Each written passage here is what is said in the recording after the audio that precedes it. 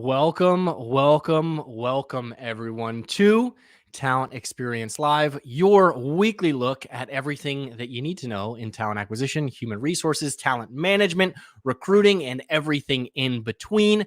I am your host, Devin Foster. I want to wish everyone a beautiful and happy Thursday. Hopefully, everyone is safe and healthy. You may be asking, why are we here, Devin? Of course, we are here for Talent Experience Live, which is our weekly show that is proudly brought to you by the good folks here at Phenom, whose purpose is to help 1 billion people find the right job. It is something that I know all of our executives take into consideration when they're having discussions. It is everything that our employees put their sweat into in order to create a fantastic experience for folks and help them find their right job. That is our purpose. It's why we get up in the morning, and it is why we continue to put on shows like this. The way that we do it here at Phenom is through our intelligent talent experience platform, which helps candidates find the right fit faster, employees evolve in their current roles and beyond, as well as recruiters achieve some next level productivity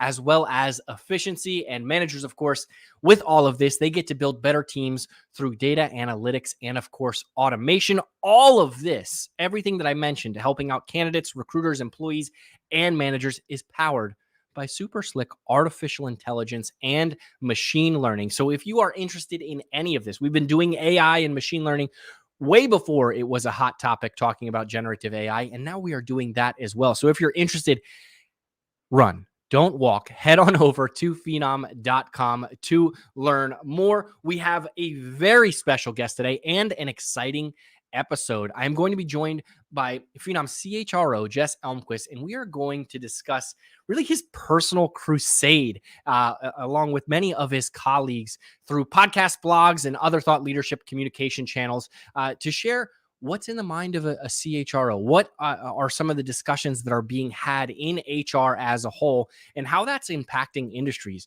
I know there's lots of hot topics right now going on in the internet. I mentioned generative AI, the economy, everything in between. And really, that's something that the CHRO role plays a considerable amount in, is how to discuss that with executives, with employees, and everything along those lines. So I am excited to have Jess on the program today.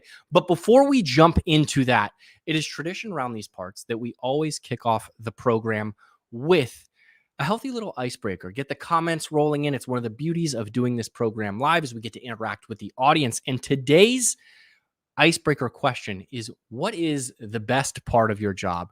A lot of people take on different roles for many different reasons.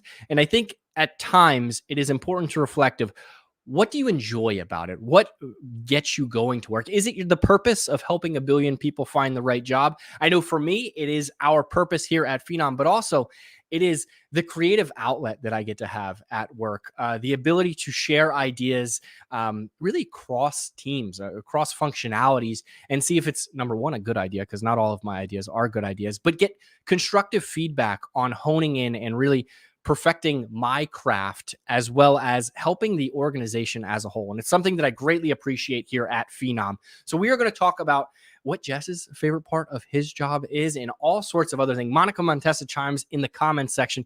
She says she loves the people. That is the best part of your job. And that's company culture, right? That's something that a CHRO crafts as well, and has certainly a helping hand in. Monica, I love hearing that. I know there are a tremendous amount of reasons. Some people, the best part of their job is their paycheck. They may not be getting the emotional things that they want, but that is what they are striving for work for. And there's nothing wrong with that, as long as they enjoy their role overall. But without any further hesitation, I see one more comment before we jump into it. Jen Thomas also says the people.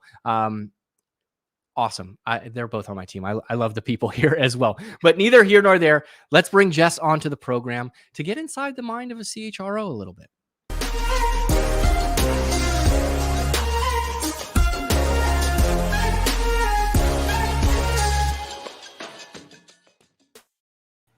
Jess, how are you?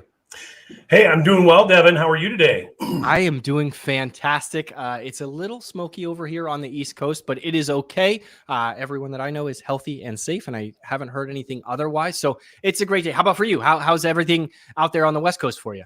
Everything's fine here, but I've been seeing the reports on the smoke, so I'm glad you guys are keeping inside and breathing clean air. But hopefully that'll dissipate soon. But yeah, things are going well, and really looking forward to being back on TXL. Yes. Yeah. No, happy to have you here. Luckily here on the East Coast, I know my household had masks readily available when the smoke showed up. So we are all good here. But Jess, we could talk about, everything that's going on, in the world right now. But of course, before we jump into, the meat and potatoes of this episode, the folks want to know, what is the best part of your job as CHRO here at Phenom?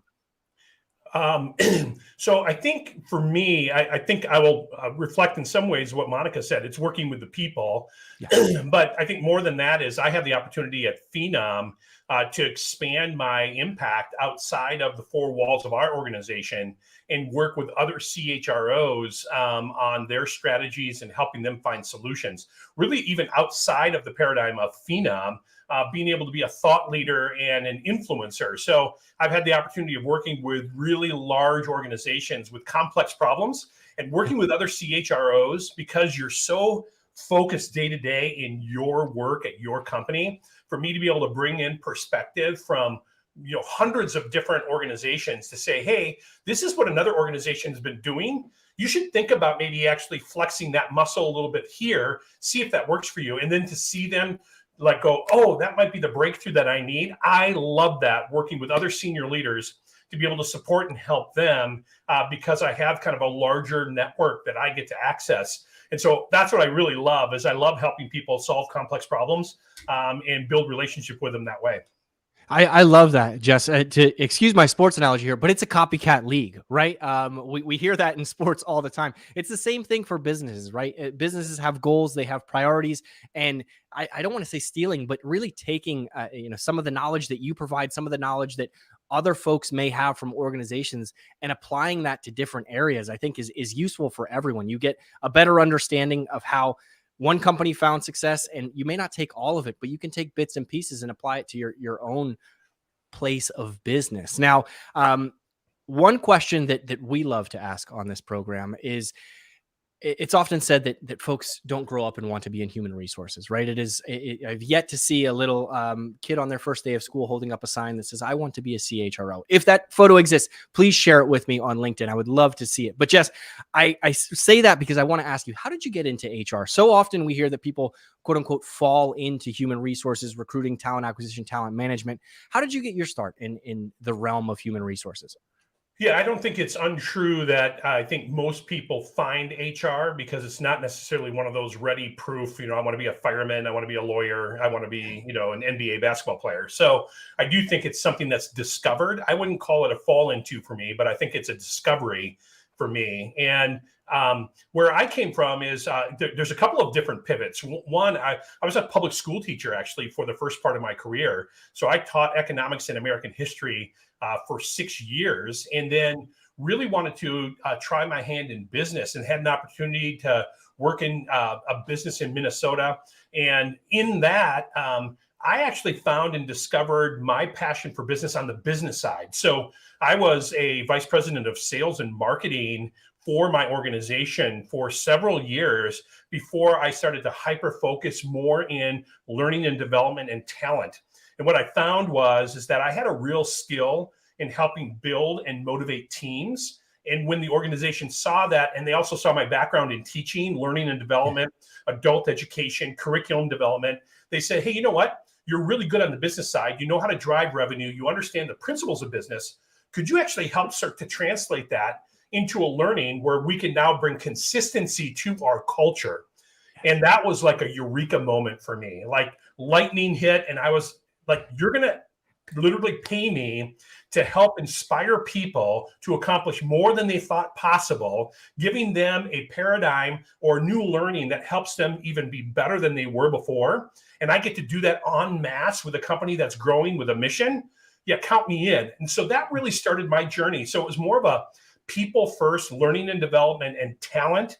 And then I started to incorporate some of the traditional HR pieces as well, benefits and compensation and the employee relations and all of those pieces. So I was a little bit of a working backwards executive because I started on more of the talent side and then worked my way into some more of those traditional HR pieces. But it really started to help connect me to ultimately my own personal life mission, which is to leave people in the world better than I found them. And I found that I could do that, although there are frustrations in HR, and I think HR can sometimes feel like it's a little bit of a speed bump in an organization. I found that if you actually keep a people-centric philosophy there and you really help develop people, that's where you can see an organization blossom, because companies aren't the product or the factory or the buildings they're in. Companies are the people that they employ to run those factories, to populate those buildings, and to bring energy and life into the organization's mission and the product or service. So that's where I kind of got into it and have been in it now almost 20 years, and am still incredibly passionate about helping professionals in the HR world find their purpose and then do their work. I love that. And I imagine I'm going to go out on a limb. Some of those early stages of your career where you talk about being in education and things like that, the lessons that you learned at that part, I'm sure that you apply today when you're working with people, when you're help getting the best out of folks. And one thing I want to call attention to is you mentioned some of the speed bumps in human resources. I think when we think of HR for folks who may not be involved, oftentimes we think of the pop culture references, right? The Toby on The Office, where if you have an issue in the workplace, you go to HR. It's so much more than that. And I love your sentiment about getting the best out of people, which I'm sure that there are, different ways and different avenues to take with that. How imperative do you think it is for HR leaders to share their experiences on getting the best out of folks so that they can, I wouldn't say cross-contaminate, but share ideas, share some of that thought? I definitely think, HR gets maligned on shows like The Office, although those are real elements of organizations. Absolutely. And I think as a leader, as a CHRO, especially as we get into this talent first economy, where the new talent economy is kind of redefining how we do our work. I think it's really important for any HR organization and leadership to get up on the balcony of their organization and take a real objective look at how have we been doing things, and do we actually need to challenge our norms so that we can start to meet the needs of a new work population that's coming in en masse again into the workplace. And are they actually challenging us to think not only differently, but actually elevate and be better? And I think that's the challenge always in every generational kind of shift. Every 5 to 7 years, I found that I had to really confront my own philosophy and start to challenge what my own belief structures were and move through change so the organization could actually be refreshed, renewed, and continue to grow that I was supporting.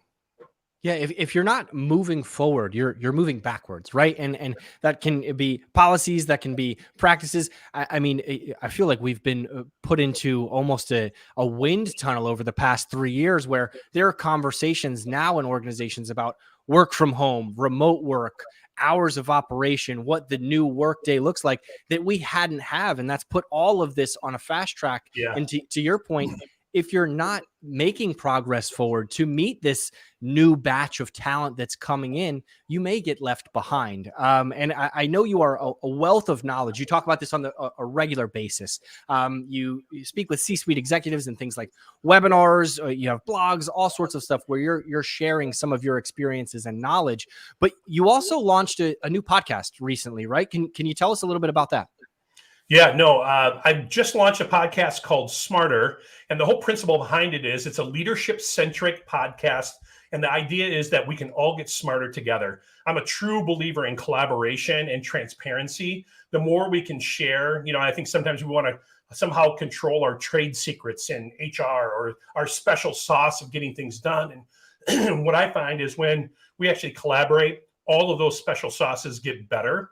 And so what I'm doing with Smarter, and it's been fantastic so far, is I'm actually finding some real heavy hitters, CHROs, big time analysts, really top flight leaders, and then talking to them about not only what they're doing professionally, but how they got to where they are today. What are those pieces, those principles of leadership, those values that they have, the opportunities they took, and the risks that they made to be able to get to where they are? Because I think a lot of the people that are tuning in, and we've had just great listenership already, is we have other executives that are tuning in to get that insight.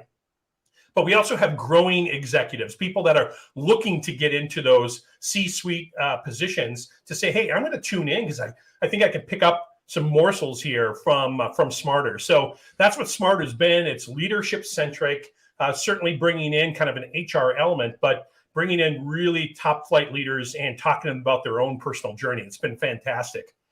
Yeah, absolutely. I mean, the combination of you being a thought leader in your own sense, as well as an HR practitioner, and having the ability to have some of these conversations, where and making them available for other folks who may not be able to get in the room with some of your guests, right? Whether it be geographical, whether it be simply schedules in today's day and age. For those folks who may not have gotten to check out any of the episodes yet, who are some of the guests that you've had on that you've been able to share some of this knowledge with? Yeah. So one guest I had just a fantastic conversation with was Ben Eubanks, and he's an internationally well-known analyst that brings a lot of great data to the HR world, and a lot of people use him. He speaks all over the world, and also has written a couple of books. But he came on and did just a fantastic job giving us some perspective on not only AI, but how HR organizations can use it, and then why he's in it. And he would actually be one of those people that actually said as a kid, he knew he wanted to work with people and he wanted to work in HR, but he might be one of the only people I know that actually says, yep, I mean, literally since I was a kid, I wanted to work with people and in HR. So Ben is one of those outliers in the world of HR. I also have had the Chief People Officer of Boston Secures Mercy Health, Alan Colone. And I just had a great podcast this week launch with Jillian Moore-McKay, who is the CPO of Obashan Hardware. If you get a chance to listen to that one, that is just a fantastic podcast. She did just an amazing job talking philosophically about the work that she's doing and why she does what she does. So we're talking to people like that. And we've got some really great things happening and coming up as well. I got a CFO that I'm interviewing here coming up and a few more CHROs. So really good stuff happening with Smarter. Yeah, no, I was able to catch a couple of those episodes. The conversation with Ben Eubanks, it blew me away. I loved, he had one sentiment where he was talking about organizations being hesitant to infuse AI into their organization. And he kind of countered that point with, you're already leveraging, some of your team who may be in entry-level positions and junior-level positions, and you're giving them access to a lot of information already. In order to really enhance them and make them better at their job, why not make them faster? Why not give them access if you are worried about this, something that may not be that experienced? That was a key takeaway that I had from that episode. But I want to put the ball back in your court, Jess. What's one thing that you've learned from some of these conversations that you maybe have applied now to what you do every day here at Phenom? Alan at Bon Secures, his hasn't gone yet, but you'll see him. He's going to be on soon. He talks about being a frictionless talent experience, and the learning I had there was so much power in what they're doing as an organization because their CEO, their CHRO, their chief talent officer, and all of their recruiting and hiring leaders across their entire healthcare system are 100% aligned on the vision and how you're going to actually make the strategy and the vision tactically come alive.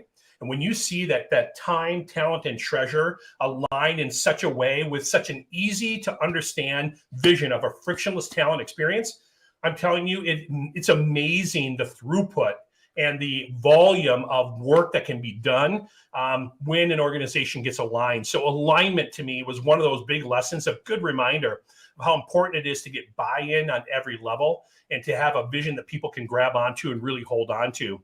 I think with Jillian, What I loved about her is that she really started to talk about, I brought her on because part of it is she's a chief people officer, but she's a player coach. She is in with her sleeves rolled up right now, doing so much work because Obashan is growing so fast.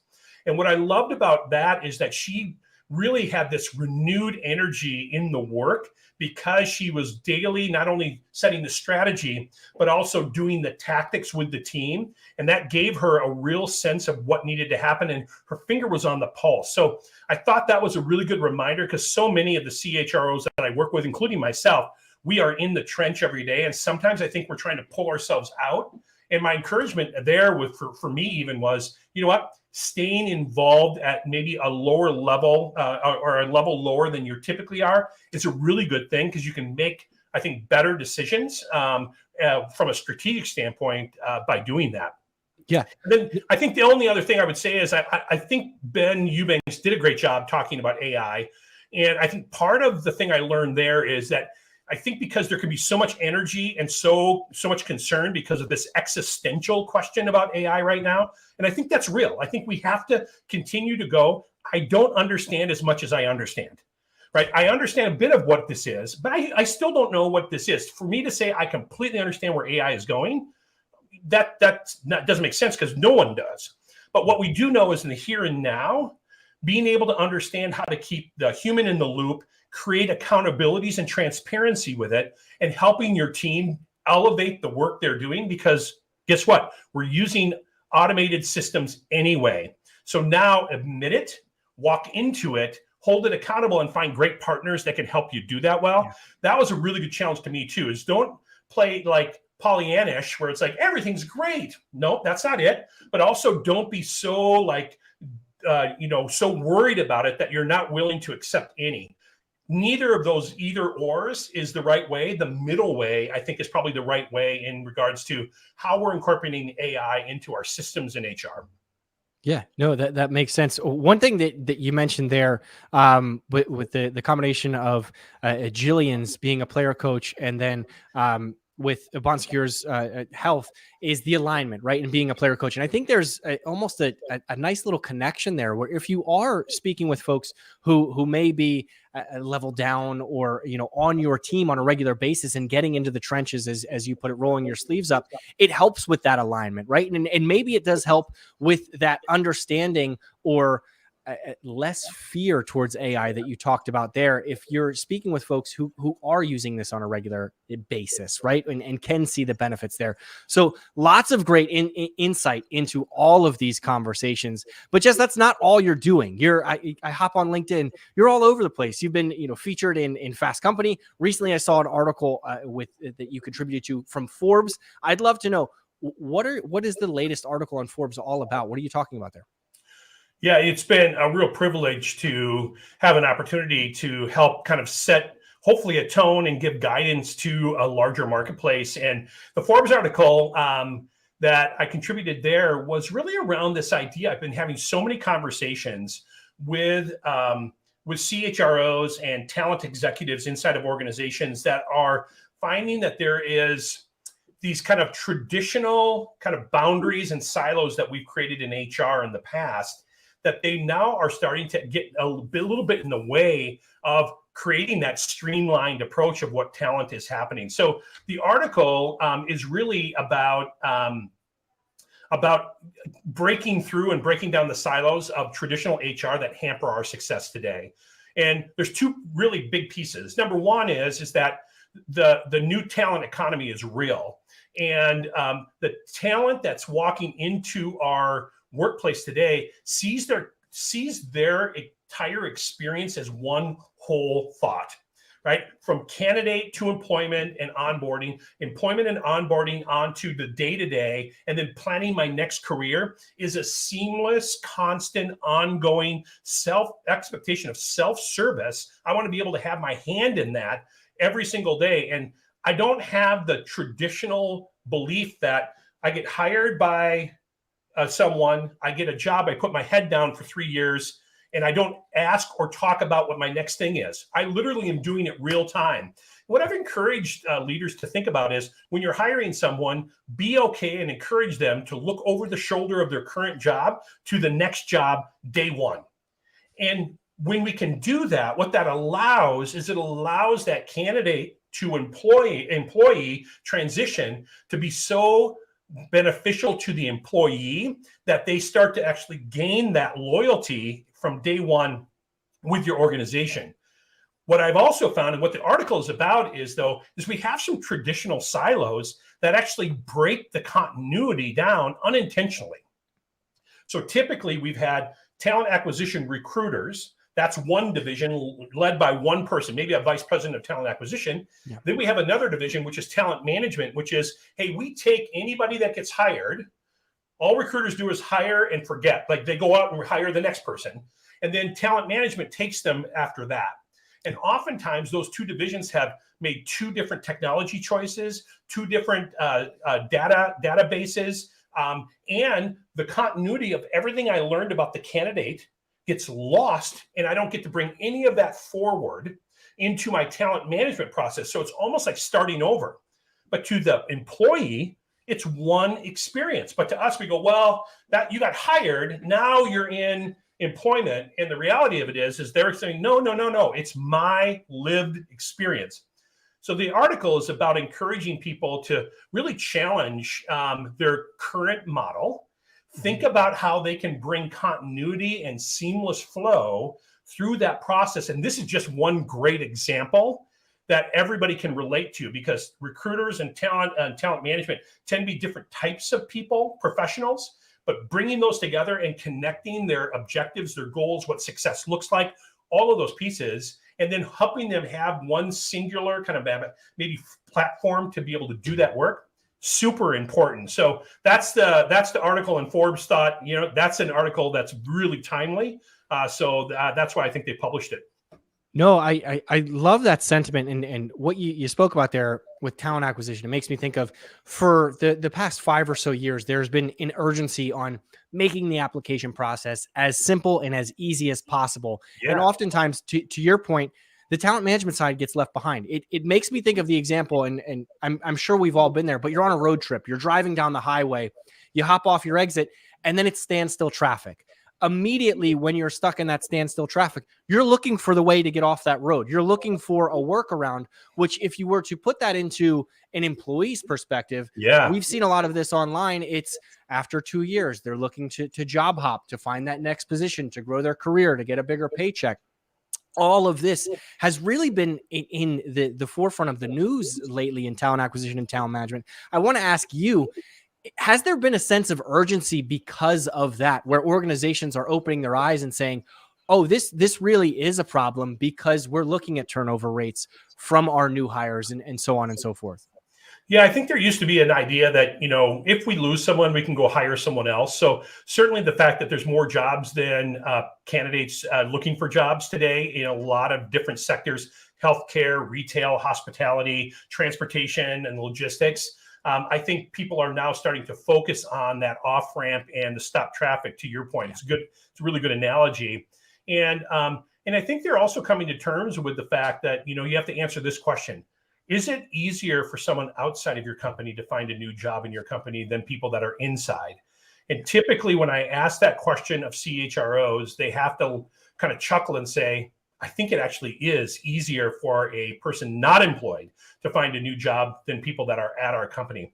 And if that's the case, then it does mean that you need to look at what's getting in the way of your talent management, because the new expectation of employees is that there's a seamless, continuous opportunity to not only grow my career, but also grow my skills so I can grow my career. So mentorship, gig opportunities, real-time learning, on-the-job training, those types of things are so important to build right away. And skills, right? Taking people's skills from the time what you learn from hiring and bring that across so that you know who they are and how they could fit. Super important today. So I do think that I would imagine most organizations that I'm working with right now, they do struggle on the talent management side because there's been a lot of stopping points in that in the past. And the article that I wrote really is about challenging that, making change, and get your organization's buy-in to create a flow through rather than a lot of stop signs.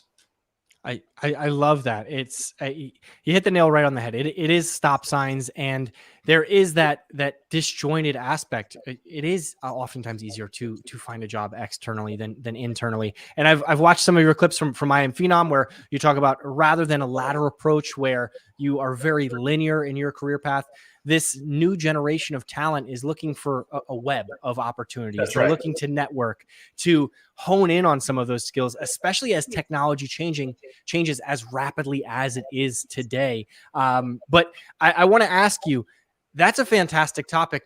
What else is on your agenda, or is there anything else that you plan on diving into with your next, your sort of news article or episode of Smarter? What are you excited to talk about next?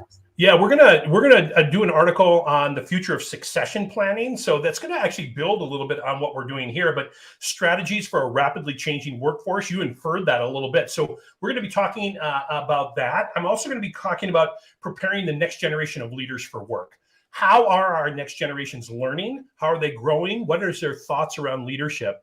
Right? We think a lot about that holistic leader that's kind of becoming more in vogue right now, and how we're leading with the ideas of the skills of empathy, listening, communication. Those are pieces that are really important for organizations to know. So we're going to be talking about the new generation of leaders and how to prepare. I also have a really great article that I'm starting to build with a professor from Columbia University who is an expert in organizational psychology and change. And we're going to be doing something on continuous and constant change, how to find stability in a world that's unstable. And so we'll be talking and writing an article together on that. I'm really excited because I think change and change management and having a real framework for organizations to be able to rest in is going to be really important as we move through not only technology changes with AI, generational changes, economic upheaval, those types of things. How do organizations stand that test? And so change is going to be a big part of a lot of things I'm talking about in the next year or so. Yeah, no, it makes me think of, I forget where I heard this quote from, so excuse me, but whenever anyone says, oh, do you love change? And they say, yes, I absolutely love change. I embrace change. That person clearly has not moved enough in their life, where that is one of the biggest changes that you can make. And, and no one enjoys moving, right? Yeah. So giving some education on that, because it is shocking. It does really, it's a challenge for organizations to go through as you implement new technology and strive for adoption, as you change locations for an organization, as you change policies. So I'm excited to hear that.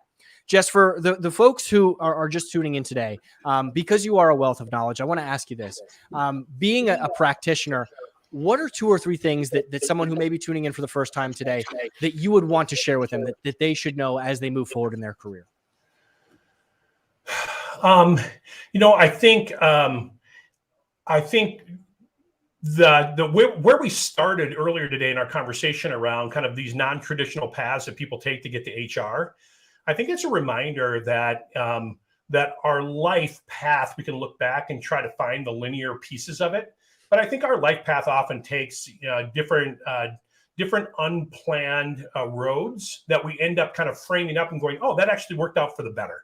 And so I would say, really be open to taking on new opportunities, challenging yourself to actually gain skill. There's a bit of a fake it until you make it sometimes with opportunities. And it's okay, especially when you're saying, hey, I would love this opportunity. I don't think I have all the skills, but I appreciate the opportunity and I want to learn and grow. I think the organizations that I'm working with and seeing are more open to that than ever before. So I think one of my guideposts would be open to experience and try things that you're interested in, because you'll end up looking like you put together an amazing career just based on that.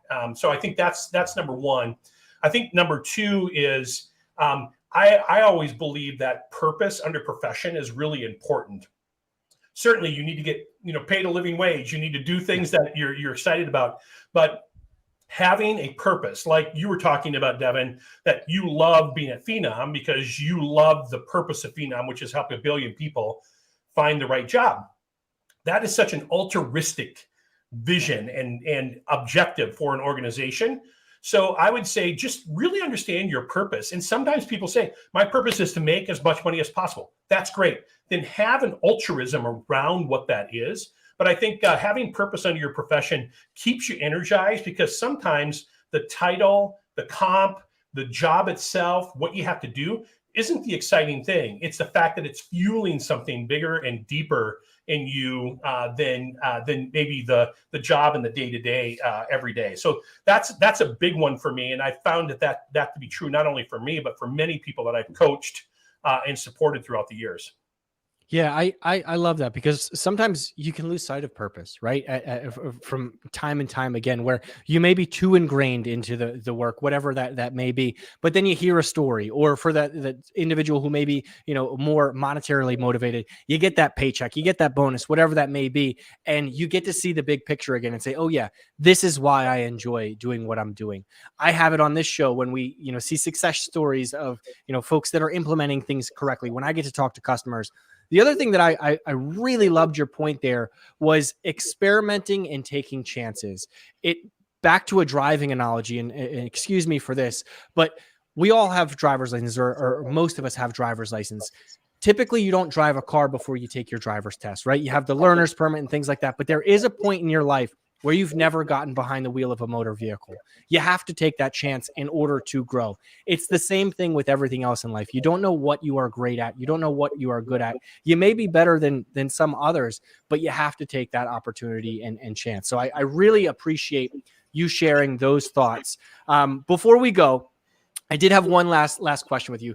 At the top of the program, I kind of mentioned all of these big challenges that really the globe is facing right now, whether it be the economy, the work from home, things like that. What are some of the biggest challenges that you see facing HR leaders today? And what advice would you give them to overcoming them based on some of the conversations that you've had and some of the things that you learned and some of your experiences as well? Yeah. And I see challenges as opportunities, right? Framing them as opportunities. And so I did an article for Fast Company in December of last year talking about the trends that I think are going to be pressing HR executives to really participate in and to dig in hard on. And so I do think, front and center, we've already talked about it, but I'll mention it again, is AI and people. So don't just talk about AI. Think about AI and people and how those two things are dovetailing together, and seek understanding, and don't feel like but seek understanding in that. So that trend is obviously, it hit hard in the first quarter, and it's going to continue to be something that's morphing out. So that's the first one I would encourage our listeners to take a hard look at and become a functional expert every day. Read as much as you can, especially if it's specifically related to the work you're doing in HR and talent. So that's the first one. The second one is I do think that we need to continue to work on our brand and reputation, the psychological contract that we're creating between our employees and our company, that employment brand, that value proposition. With this new talent economy, they're really looking at lifestyle contract with an organization, and how do I actually blend work and life in a harmony, not work-life balance, but work-life harmony. And that's a real challenge, I think, for us, because we've been spending so many years thinking about engagement.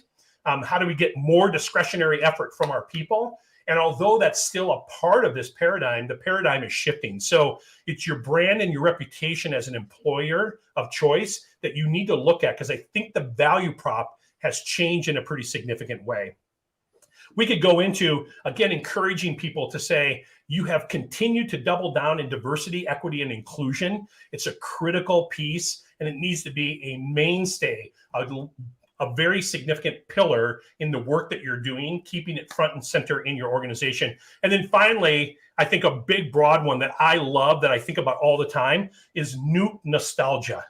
Continue to look at what you've always believed, or what you've always think, or what you've always done, and just say, what if we just blew the thing up? What would it look like a different way? I think that's a thing that as an executive is really important to do. Hold on to things that are working, but be ready to challenge, and be okay with challenging the things that maybe aren't working as well. Yeah. No, I love all of those thoughts, especially the last one, nostalgia, because we do get caught. Humans are creatures of habit. We get caught in our typical ways, and as Absolutely. things Yeah. change, people are hesitant, right? So nuking that nostalgia, saying this is the new way that we're going to do it. We can take aspects from the past, right? I'm very familiar with this, Jess. I'm a Jets fan. We're constantly nuking and blowing the whole thing up to try and rebuild all over again. So I'm familiar with the concept, but in a work perspective, you're absolutely right. You have to continue to evolve in order to be successful, retaining employees, attracting new talent, as well as growing the business as a whole from a monetary perspective. So these are all super helpful. I know that I am certainly going to continue to subscribe to the Smarter Podcast, follow you on all things Thank news you. related, all of the articles that you put together and the whole nine. And hopefully, I lost the mic there. Hopefully we can have you back sooner rather than later in person when you're in the office, and we can kind of talk about some of the latest episodes of Smarter, as well as, since times are consistently changing, what are the new changes. So I appreciate it, and I wish you nothing but the best. Any final thoughts? Any last words? I'm a huge fan. I right back at you. So love what you're doing, and obviously a huge fan of what we're doing at Phenom. But I'm available and ready to jump in with any of our listeners. Just get a hold of me, and we'll have a conversation. So thank you. I really appreciate it, Devin. Yeah, no, of course. Thank you so much, Jess, and we'll see you soon. All right, you take care. All right, bye.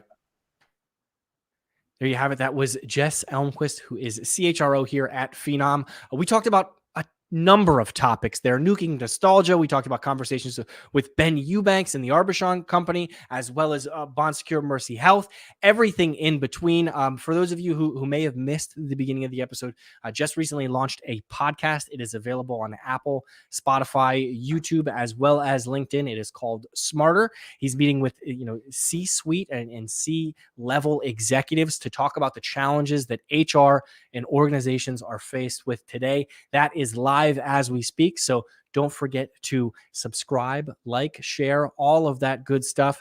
We'll have Jess back on a later date. He also mentioned the Forbes article that he recently had out talking about the merging between talent acquisition as well as talent management. So definitely check that out. But in the meantime, I hope everyone has a fantastic rest of their day. If you're on the East Coast, stay inside, wear a mask, the whole nine. Continue to enjoy Pride Month, everyone out there. And we will see you next week on June the 14th. 15th. We'll see you next week on Thursday, as we always do, and enjoy yourself. Thanks so much.